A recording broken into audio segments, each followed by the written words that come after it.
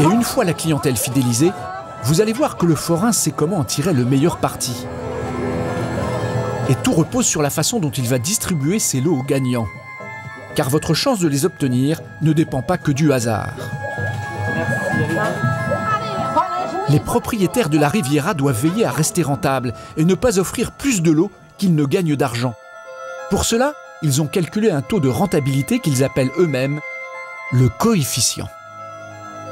On a un chiffre d'affaires et puis par rapport au chiffre d'affaires, on a un coefficient. Coefficient de gain, c'est quoi? Oui, de gain, quoi. Bon, c'est un petit peu personnel, ça. Ah oui. Si on fait 10 000 € de recettes et on donne 10 000 € de marchandises, donc c'est pour ça qu'il faut toujours un coefficient. En clair, la foraine peut régler sa machine. Et elle a les moyens de contrôler l'avancée du plateau pour que les jetons tombent plus ou moins vite. Il existe aussi sur les côtés, sous ces petites lumières, un trou très discret dans lequel certaines pièces peuvent tomber et échapper aux joueurs. Cela permet ainsi aux forains de bien maîtriser la distribution de leur lot. D'après nos estimations, il faudrait dépenser un minimum de 25 € avant de voir ces plaquettes tomber. Alors pour remporter un lot, vous devrez vous armer de patience. On ne gagne pas grand-chose, mais bon, c'est pas grave.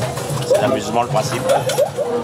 Et lorsqu'un client finit par gagner, vous allez voir comment le forain parvient malgré tout à tirer son épingle du jeu. Et là, vous avez dépensé combien pour le premier? 50 €. Allez, faites vos jeux, rien ne va plus. Ce jeune homme a remporté ce matériel IFI contre une mise de 50 €. Nous sommes allés vérifier sur Internet.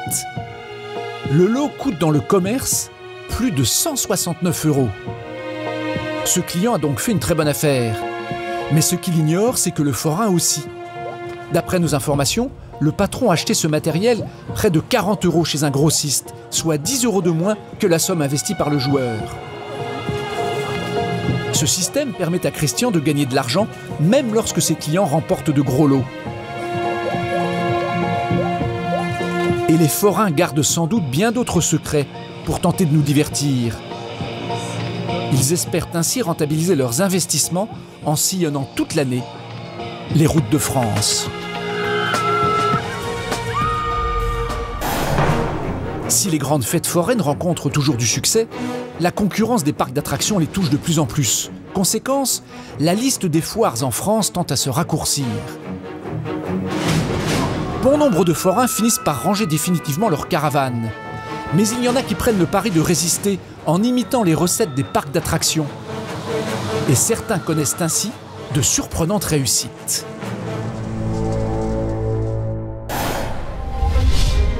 Ce jour-là, dans ce parc d'attractions, parmi les passionnés qui se ruent vers les montagnes russes, il y a un amateur de sensations fortes pas comme les autres.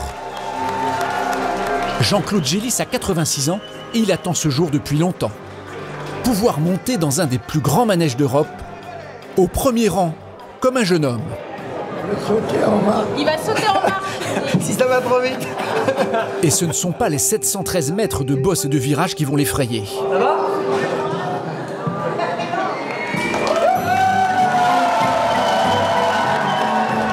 C'est parti pour 1 minute et 10 secondes de parcours intense. Et ça commence par une chute vertigineuse de 33 mètres.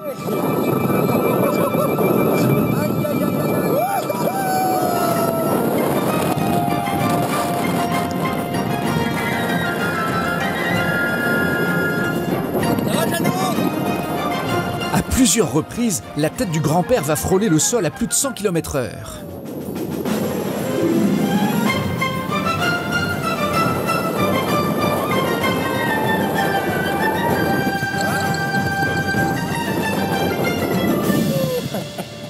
À l'arrivée, il ne peut même plus parler. C'est pas de 7 à 77 ans, c'est jusqu'à 87 ans. Ça va, monsieur Gélis? Il va? Oui, ça va. Respire bien fort.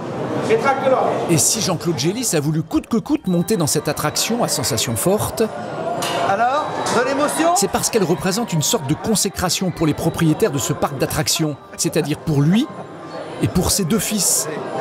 Oh là là. Philippe, ici à droite, Ça a été courageux, c'est bien. et Patrice l'aîné, ici à gauche.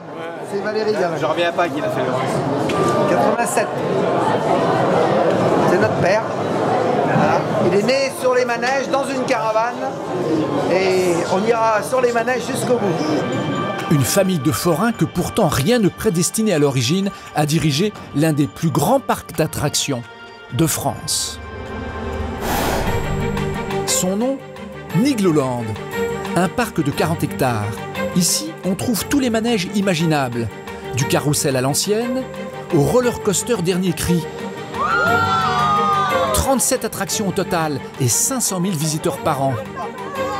C'est aujourd'hui l'un des plus grands parcs de France. Et pourtant, nous sommes en pleine campagne, à près de 200 km de Paris et autant de Strasbourg, dans un petit village de l'Aube. Ici, pas de multinationale américaine pour financer les attractions spectaculaires, pas de personnage de bande dessinée star pour attirer les touristes. La mascotte, c'est un gentil hérisson pas vraiment connu hors de nos frontières. Alors comment Nigloland s'est-il hissé dans le top 5 des parcs d'attractions les plus populaires du pays? Comment parvient-il à proposer des attractions apparemment dignes des plus grands parcs, avec des moyens a priori beaucoup plus modestes? Quelles sont les recettes du petit hérisson pour rester dans la course face aux géants, Astérix et Disneyland?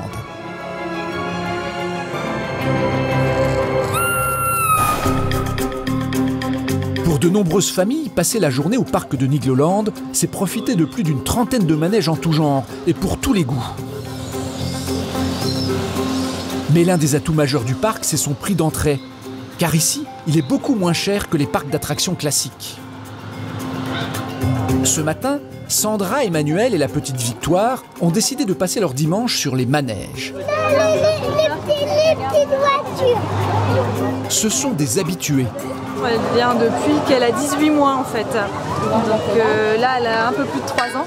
3 ans et 4 mois. Donc on vient soit des journées complètes, soit l'après-midi. Et s'ils viennent si souvent, c'est parce qu'ils peuvent profiter de toutes les attractions du parc, pour tous les trois, pour 56 € la journée, soit 28 € pour l'entrée de chaque adulte et l'entrée gratuite pour Victoire. Chez Disney, ça leur aurait coûté 186 €, plus du triple.